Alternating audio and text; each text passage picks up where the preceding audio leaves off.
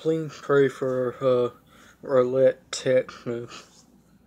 They were just devastated by a huge tornado. How did I know this?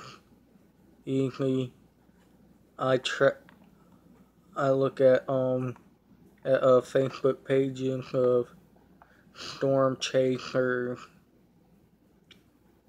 and yeah, guys,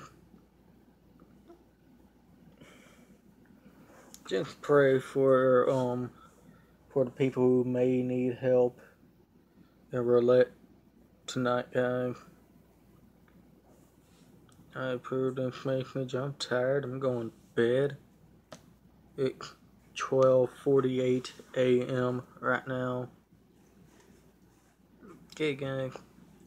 I'll see you tomorrow.